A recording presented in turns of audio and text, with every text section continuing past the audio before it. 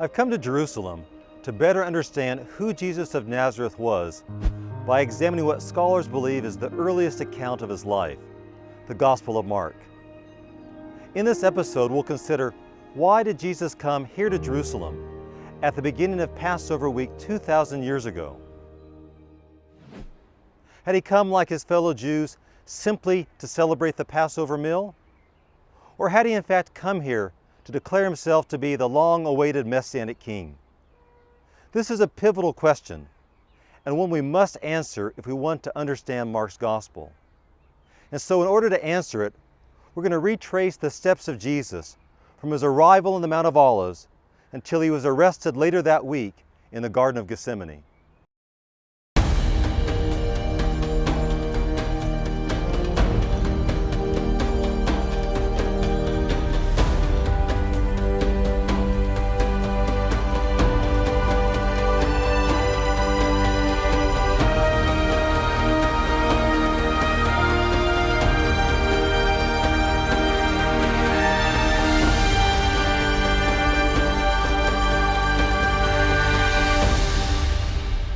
There's no more spectacular view full of religious history and meaning than the ancient walls of Jerusalem and the glistening dome of the rock that now stands upon it. Although much has changed over the last 2,000 years, the view from the Mount of Olives still takes your breath away when you see it. It's fascinating to think that it was here that so many stories in the Bible took place. It was here that Abraham came to offer his son Isaac, and where God intervened, promising he would provide the sacrifice himself. It's here that David established the capital of his kingdom, and where his son Solomon built the temple. And it is within these walls that prophets like Isaiah and Jeremiah proclaim the word of the Lord. It sends chills up my spine just thinking that I'm standing so close to where God revealed himself in a unique way down through the centuries. Jews had this same sense of excitement as they traveled to Jerusalem in order to celebrate the Passover. Yet, as exciting as it was for pilgrims to glimpse the walls of the holy city, there was even a greater sense of anticipation with those who traveled with Jesus to this spot on the Sunday before Passover. They were excited because they believed that Jesus had come to Jerusalem to finally declare his claim to the throne of David. The story begins, however, with a rather bizarre mission that Jesus gives two of his disciples as they reach Bethphage and Bethany, two cities just on the other side of the Mount of Olives. Go into the village in front of you, and immediately as you enter it, you will find a colt tied on which no one has ever sat. Untie it and bring it. If anyone says to you, "Why are you doing this?" say, "The Lord has need of it, and will send it back here immediately." The disciples do just as Jesus instructs. When they return with the animal, which was likely a young donkey, they throw their cloaks on its back. After getting on the animal, Jesus then rides into Jerusalem. Why did Jesus instruct the disciples to do this for him? He could have easily picked up the animal himself as he walked through the village. And why did he specifically want an animal that had never been ridden before? But even more basic than that, why did Jesus actually want to ride into Jerusalem in the first place? But Jesus didn't want to ride a donkey because he was tired. He had spent the Sabbath in Bethany, so he would have been well rested after his journey up from Jericho the day before. But more importantly, Jerusalem is only 2 miles away from Bethany. And here from the slopes of the Mount of Olives, you can tell that it's basically downhill the entire way. So why did Jesus enter into Jerusalem riding on a donkey? It's because he wanted to make a statement. And he wanted his disciples to recognize that his decision to enter Jerusalem on that donkey was not an accident or some sort of spur-of-the-moment decision. It was a significant event, one that was carefully planned for and arranged in advance. What was that event? We find the answer in the way Mark records the crowd's response. And many spread their cloaks on the road, and others spread leafy branches that they had cut from the fields. And those who went before and those who followed were shouting, "Hosanna! Blessed is he who comes in the name of the Lord. Blessed is the coming kingdom of our father David. Hosanna in the highest. Jesus wanted his entry into Jerusalem to be understood as a messianic event, the long-awaited return of the Davidic king. And that's clearly how the people understood it. They were filled with excitement as they believed that the messianic hope of deliverance was being fulfilled in front of their very eyes, and it was taking place at the time of the Passover itself. Jesus, the Son of David, was coming in the name of the Lord, and he was bringing with him the messianic kingdom that he had proclaimed throughout his ministry. When Matthew writes his account years later, he makes this messianic connection even more explicit by identifying it as a fulfillment of Zechariah 9:9, the prophecy that the king would come to Zion riding on a donkey. Since Jesus does nothing to discourage the exuberant response of the people, it's clear that he approved of his entry into Jerusalem being understood as a messianic act. Although Jesus did not openly proclaim himself to be the king at that moment, the people recognized that something significant was soon to take place during Passover week. And what Jesus did the next day on the Temple Mount would not only encourage those with messianic expectations even more, but it would put him on a collision course with the ruling authorities in the temple, the Sadducees. There's no more sacred space in all the world for Jews than the remains of the ancient walls of the Temple Mount. Jews and Gentiles come here today from all over the world, just like they did at the time of Jesus. They come here desiring to experience a closeness with God. The area is divided into a section for men and a section for women. To give you a better view of it, I'd like to go down into the men's section. I'm standing in front of a small portion of the remains of the western wall at the Temple Mount. These stones were carved and put in place by order of Herod the Great when he rebuilt this entire complex. We know these are Herod's stones because of their distinct style. The style is this border that frames the entire stone. The smaller stones above were erected later by the Muslims and the Crusaders when they tried to rebuild the wall that the Romans had destroyed. In the crowd, especially on a Friday night, you'll see all kinds of different Jews. Most of them are Orthodox. They're the modern descendants of the Pharisees. The various groups of Orthodox Jews can be identified by the different style of clothing they wear. This scene would have looked very similar when Jesus arrived in Jerusalem 2,000 years ago.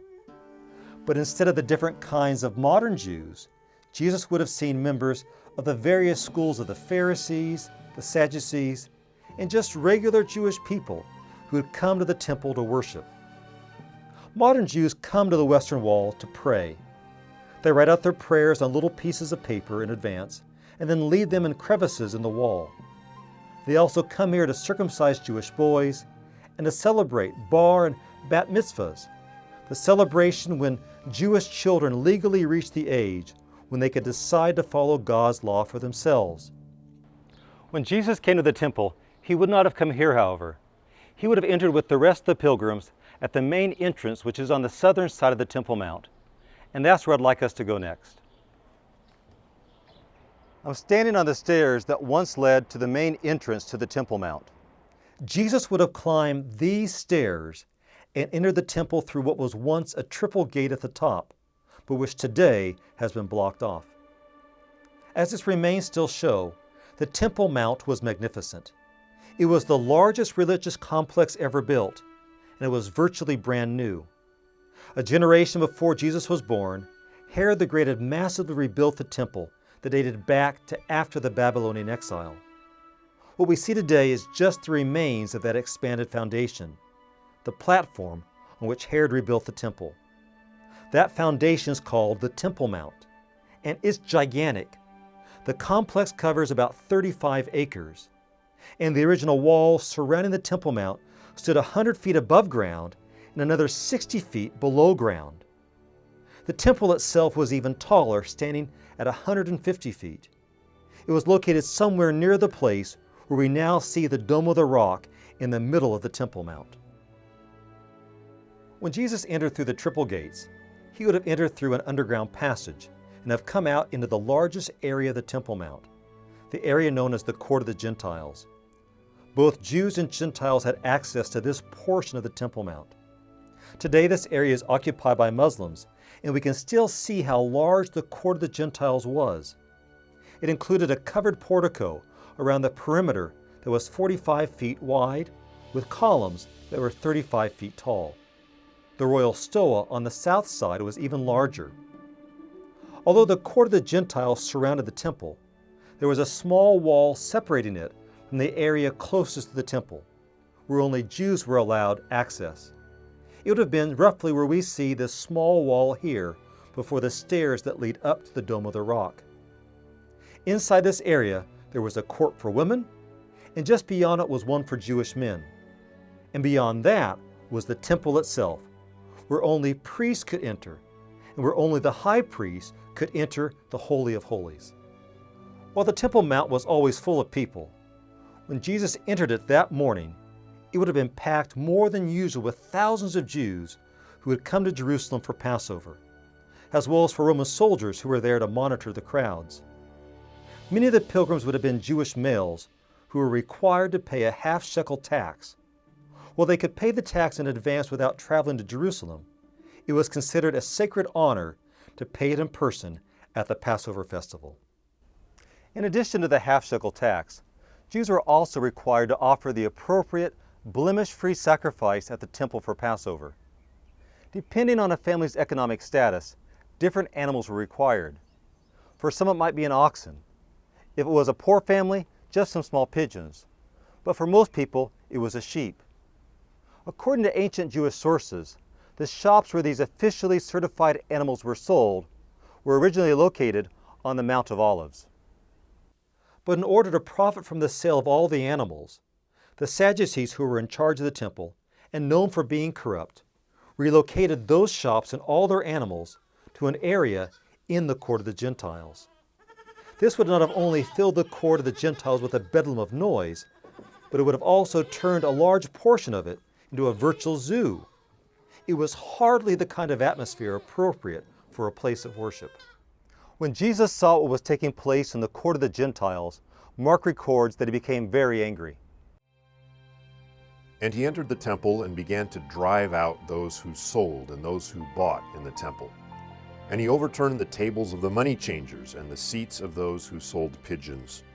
And he would not allow anyone to carry anything through the temple.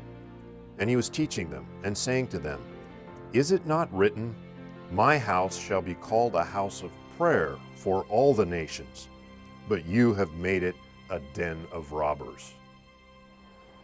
What made Jesus so upset was that the ruling authorities were treating the area in the temple dedicated for Gentile worship as though it were of no significance, as though the Gentiles were of little importance in the eyes of God. But Jesus was opposed to this way of thinking. The temple was supposed to be a place of prayer and worship for all people. In fact, the Old Testament verses that Jesus quotes, Isaiah 56:7 and Jeremiah 7:11, predicted that it was from the temple that the light of God's glory was to go to all the nations. But instead of welcoming the Gentiles here and giving them a place to worship, the Sadducees desecrated the area by treating it as a place of mere commerce, for buying and selling. Little has changed today regarding who has access to certain parts of the temple and who doesn't. Some Jewish women are outraged that access to the Western Wall, which is controlled by ultra-Orthodox Jews, is divided according to gender. Not only is the women's section smaller, but women are not permitted to read aloud from the Torah, to wear prayer shawls, or even to sing in that section. And joint services between men and women are also not allowed along the main portion of the Western Wall. Other Jews are upset that the state of Israel respects the sanctity of the Temple Mount for Muslims, but limits the number of Jews who can visit the site and prohibits Jews from performing any sort of religious activity on the Temple Mount. Certain Jewish groups are defiant that the Temple Mount belongs to them and not Muslims. Jesus was outraged that the religious authorities had failed to make the temple a place of prayer for all people. And when the Sadducees heard that Jesus had driven out the money changers and the merchants, they were furious with him.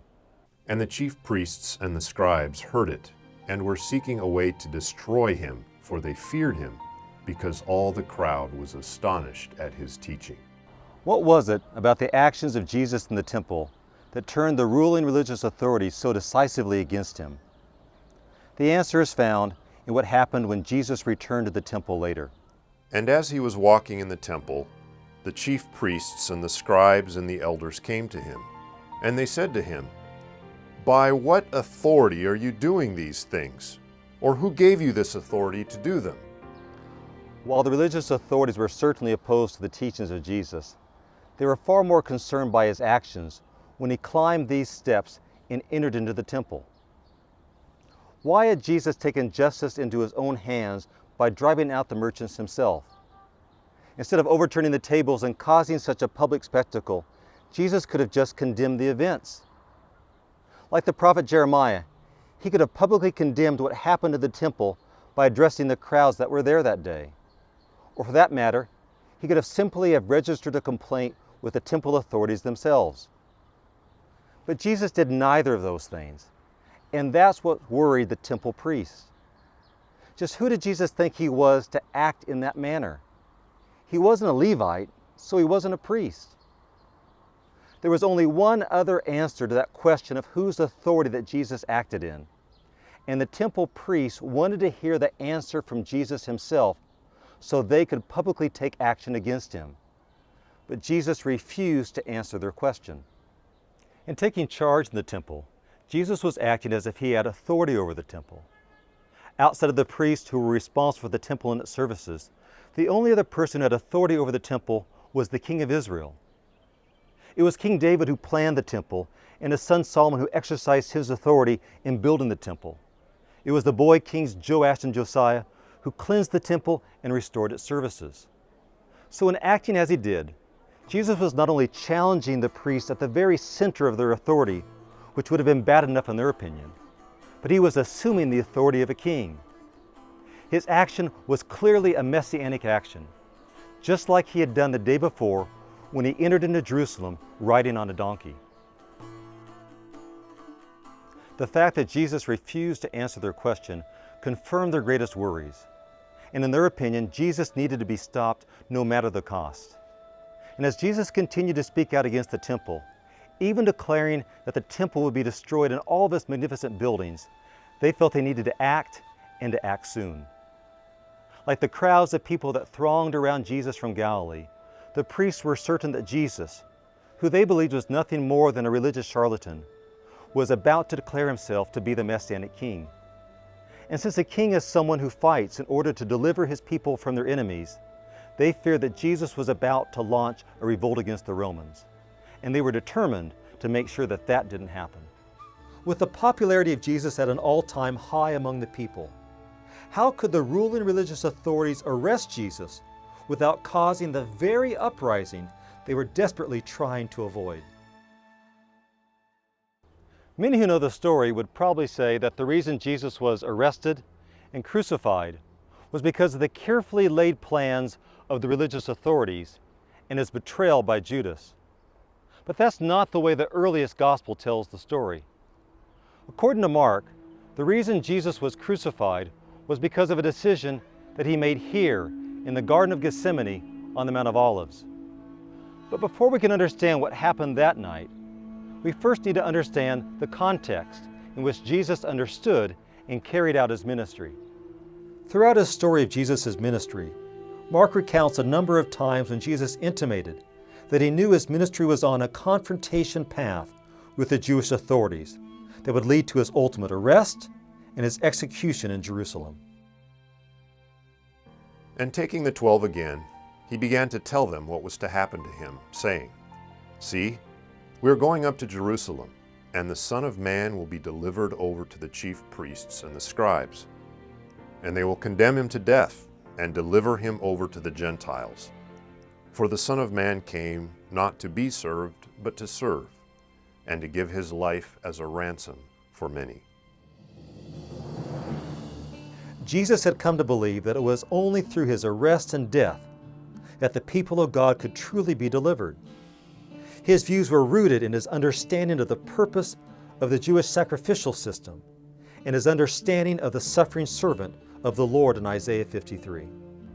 But Jesus' talk about his suffering and dying made no sense to his disciples. How could his death actually bring about deliverance? Was all this talk of his dying and rising simply some kind of metaphor to describe a transition in his life from his humble beginnings in Galilee to what they believed would be his coronation in Jerusalem as the long-awaited Messianic king? They didn't know what he was talking about, and they were also too afraid to ask him. While Jesus made these sorts of comments throughout his entire ministry, his clearest statements about it occurred on the night he was arrested, when he celebrated the Passover meal with his disciples in the upper room. We refer to that event as the Lord's Supper. And as they were eating, he took bread, and after blessing it, broke it and gave it to them, and said, "Take, this is my body." And he took a cup, and when he had given thanks, he gave it to them, and they all drank of it. And he said to them, "This is my blood of the covenant, which is poured out for many. Truly I say to you, I will not drink again of the fruit of the vine until that day when I drink it new in the kingdom of God." And when they had sung a hymn, they went out to the Mount of Olives. Over 1,000 years later, the Crusaders decided that this room marks the location where that fateful meal took place. As we look back through 2,000 years of Christian history, it all seems perfectly clear. But that was not the experience of those first disciples. They had no real idea what Jesus was saying. It sounded to them like he was talking about the establishment of God's kingdom. And they thought that event would occur when Jesus declared himself to be the Messianic king, and that would take place that very week. After the meal was over, Jesus and his disciples left Jerusalem and headed toward the Mount of Olives. As they neared the Mount of Olives that very week, a sadness and sorrow began to come over Jesus, and he became unusually silent. Instead of continuing on to Bethany, where they had apparently been spending the night, Jesus wanted to stop and pray in a place called the Garden of Gethsemane. The name Gethsemane means olive press. It refers to a particular olive grove that contained a mill for pressing olives. And they went to a place called Gethsemane. And he said to his disciples, "Sit here while I pray." And he took with him Peter and James and John, and began to be greatly distressed and troubled. And he said to them, "My soul is very sorrowful, even to death. Remain here and watch." And going a little farther, he fell on the ground and prayed that if it were possible, the hour might pass from him. And he said, "Abba, Father, all things are possible for you. Remove this cup from me. Yet not what I will, but what you will." Why was Jesus so distressed and sorrowful, even to the point of death? And why had his mood changed so drastically from earlier in the night? The answer to those questions are found in the words of Jesus' prayer. He was struggling in the garden with the hour and the cup. In Old Testament biblical prophecy, the word hour often refers to events that are determined or appointed by God. And the word cup refers to suffering or to God's judgment. These two words are metaphors that refer to what Jesus believed was his God-given destiny. In the garden, Jesus was struggling with the conviction that he had come to earlier in his ministry and what he had reaffirmed that night in the upper room with his disciples. It was his conviction that it was only through his death that deliverance could come to God's people. Jesus believed he was the suffering servant of the Lord in Isaiah, and that it was his destiny to take upon himself the fate that Israel had suffered at the hand of pagans for centuries. But even though he felt that his suffering was necessary, that it would result in a new exodus and the end of Israel's exile, Jesus was still human. And as he faced the betrayal of Judas, his coming abandonment, and the suffering he knew he would experience, he wavered. Mark's account indicates that Jesus nearly suffered a mental breakdown from extreme emotional distress as he almost grieved to the point of death. In the moment of his greatest need, Jesus returns to his disciples 3 times seeking their support, but each time he finds them sleeping. The disciples were totally oblivious to the nature of the struggle that Jesus was facing that night in the garden. He had always been there for them, but they failed him the time he needed them most. It is at that moment that Jesus sees the torches. It's Judas and those who've come to arrest him. But it's at that exact moment that everything suddenly changes. All the sadness and sorrow that has so wrung the heart of Jesus is suddenly replaced with determination. He had made his decision. He had not come to Jerusalem merely to celebrate the Passover. He had come as Israel's long-awaited Messianic king. He had accepted what he believed was God's will for his life.